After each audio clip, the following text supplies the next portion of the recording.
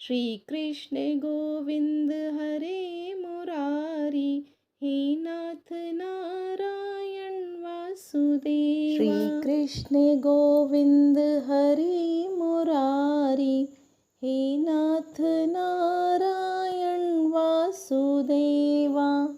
पुरुषोत्तम मास महात्म्य कथा अध्याय 10। नारद जी बोले, हे तपोनिधे, परम क्रोधी दुर्वासा मुनि ने विचार करके उस कन्या से क्या उपदेश दिया, सो आप मुझसे कहिए।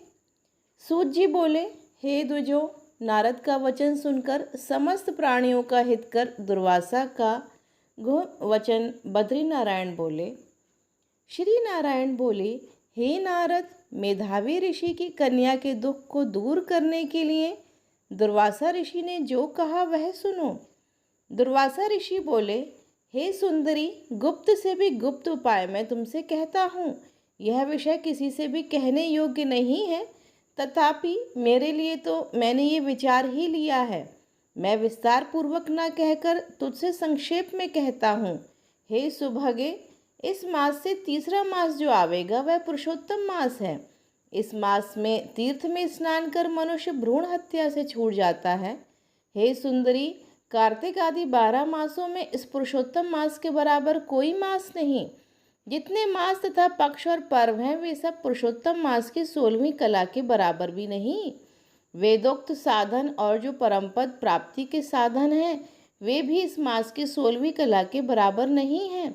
12,000 वर्ष गंगा स्नान करने से जो फल मिलता है और सिंहस्थ गुरु में गोदावरी पर एक बार स्नान करने से जो फल मिलता है, हे सुंदरी, वही फल पुरुषोत्तम मास में किसी भी तीर्थ पर एक बार स्नान करने मात्र से मिल जाता है। हे बाली, यह मास श्री कृष्ण का अत्यंत प्यारा है और नाम से ही ये भगवान का स्मारक है। इस मास में पुरुषोत्तम भगवान की सेवा पूजा करने से समस्त कामनाएं सिद्ध होती हैं।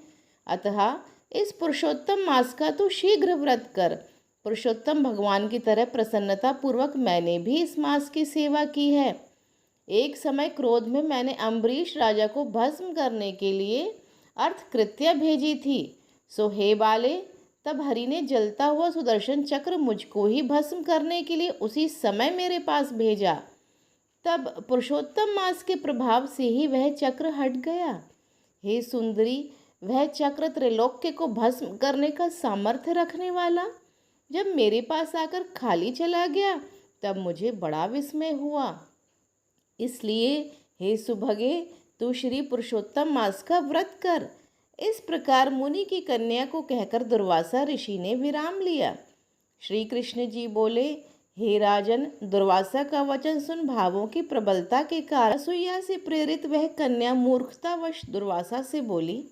बाला बोली, हे ब्राह्मण, हे मुने, आपने जो कहा वह मुझे रुचता ही नहीं है। माघ आदि मास कैसे कुछ भी फल देने वाले नहीं हैं। कार्तिक मास कम है, ऐसा आप कैसे कहते हैं? सो कहिए, वैशाख मास सेवित हुआ क्या इच्छित कामों को नहीं देता है? सदाशिव आदि से लेकर सब देवता सेवा करने पर क्या फल नहीं देते? अथवा पृथ्वी पर प्रत्यक्ष देव सूर्य और जगत की माता देवी क्या सब कामनाओं को देने वाली नहीं है?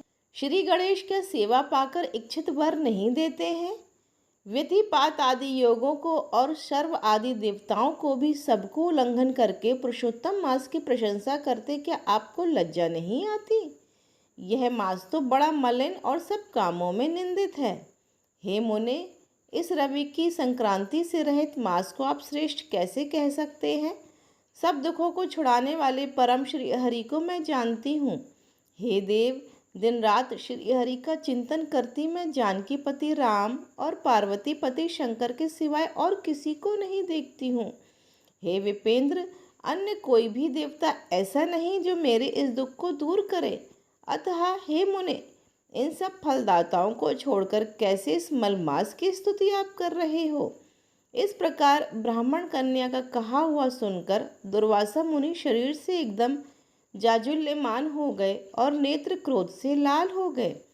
इस प्रकार क्रोध आने पर भी कृपा करके मित्र की कन्या को श्राप नहीं दिया और सोचने लगे कि यह मूर्खा है, हित अहित को नहीं जानती है, अभी बुद्धि इसकी पूर्ण नहीं है। पुरुषोत्तम मास के महात्म का विद्यावानों को भी पता नहीं है, तो थोड़ी बुद्धि वाले पुरुष और इसके विशेष करके कुमारियों को तो हो ही कहाँ से सकता है। यह कुमारी कन्या माता पिता से रहित दुखाग्नि से जली हुई है, अतः अति उग्र मेरे श्राप को कैसे सहन कर सकती है। इस प्रकार सोचकर कृपा से मन में उठे क्रोध को शांत किया और स्वस्थ होकर दुर्वासा मुनि उस अति विह्वल कन्या से बोले। दुर्वासा बोले, हे मित्र पुत्री, तेरे ऊपर मेरा कुछ भी क्रोध नहीं है। हे निर्भाग्य, जो तेरे मन में आवे वैसा ही कर। हे बाले, और कुछ भविष्य कहता हूँ सुन। पुरुषोत्तम मास का जो तूने अनादर किया है उसका फल तुझे अवश्य मिलेगा, इस जन्म में मिले अथवा दूसरे जन्म में। अब मैं नर नारायण के आश्रम में जाऊंगा। तेरा पिता मेरा मित्र था, इसलिए मैंने श्राप नहीं दिया है। तू बाल भाव के कारण अपने शुभाशुभ तथा हिताहित को नहीं जानती। शुभाशुभ भविष्य की कोई टाल नहीं सकता। अच्छा, हमारा बहुत समय व्यतीत हो गया, अब हम जाते हैं, तेरा कल्याण हो। श्री कृष्ण बोले। ऐसा कहकर महाक्रोधी दुर्वासा मुनि शीघ्र चले गए। दुर्वासा ऋषि के जाते ही पुरुषोत्तम की उपेक्षा करने के कारण कन्या निष्प्रभा हो गई। तदनंतर बहुत देर तक कन्या ने सोच विचार कर यह निश्चय किया कि देवताओं के भी देवता, तत्काल फल देने वाले पार्वती पति शिव की तप द्वारा आराधना करूंगी। हे नृप, मेधावी ऋषि की कन्या ने मन में इस प्रकार निश्चय करके अपने आश्रम में ही रहकर भगवान शंकर के कठिन तप करने को तत्पर हो गई। सूत जी बोले, बहुत फलों के दाता लक्ष्मीपति को और वैसे ही सावित्री पति ब्रह्म को छोड़कर एवं दुर्वासा के प्रबल वचन की निंदा कर वह ऋषि कन्या अपने आश्रम में ही अंधक को मारने वाले शंकर की सेवा के लिए तत्पर हो गई। इति श्री ब्रह्म नारदीय पुरुषोत्तम मास महात्म्ये 10वां अध्याय। बोलो श्री राधे राधे, श्री हरि शरणम। बोलो विष्णु भगवान की जय।